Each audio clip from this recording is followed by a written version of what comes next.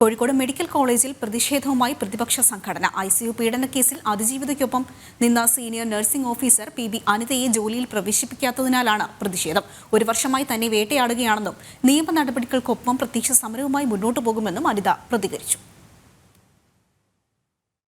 2023 March 18-നാണ് Kozhikode medical കോളേജിലെ ICUവിൽ വെച്ച് യുവതി പീഡനത്തിനിരയായത്.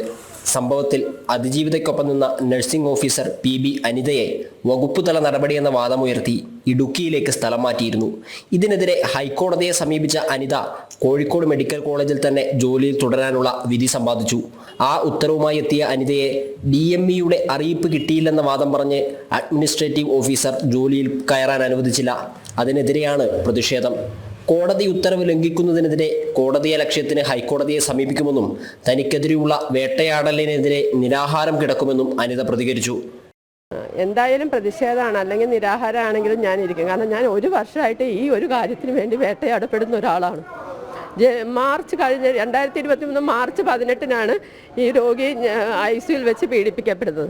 ആ സമയത്താണ് ഈ പേഷ്യൻ്റ് കിടക്കുന്നത്. ഞാൻ അവർക്ക് വേണ്ട എല്ലാ സെക്യൂരിറ്റി സംവിധാനങ്ങളും സർജൻറ്റിനോട് ചോദിച്ചിട്ട് ഞാനൊരു സെക്യൂരിറ്റിയെ വരെ നിയമിച്ചതാണ്. അപ്പം മാധ്യമ ശ്രദ്ധ പിടിച്ചു പറ്റുമെന്ന് പറഞ്ഞ് ഇവിടുത്തെ അധികൃതർ തന്നെയാണ് അത് വേണ്ടാന്ന് വെച്ചത്. DMEയിൽ ഞാൻ നേരിട്ട് വിളിച്ച് ചോദിച്ചപ്പോൾ അവർ പറയുന്നത് സർക്കാർ ഇടപെട്ട കേസാണ്, അപ്പോൾ സർക്കാരിൽ നിന്ന് ഓർഡർ വരണം, അല്ലാതെ DMEക്ക് ഒന്നും ചെയ്യാൻ പറ്റില്ലെന്നാണ് DME ഇന്നലെ എന്നോട് പറഞ്ഞത്. വക്കീലിനോട് പറഞ്ഞു. അപ്പോൾ കോടതി ലക്ഷ്യത്തിന് ഇന്ന് അവർ കേസ് മിക്കവാറും ഫയൽ ചെയ്യുന്നുണ്ട്. പ്രതിഷേധത്തിന്റെ ഭാഗമായി മെഡിക്കൽ കോളേജ് പ്രിൻസിപ്പലിന്റെ ഓഫീസിലേക്ക് നടത്തിയ മാർച്ച് ഓഫീസ് കവാടത്തിൽ പോലീസ് തടഞ്ഞു. ജനം, കോഴിക്കോട്.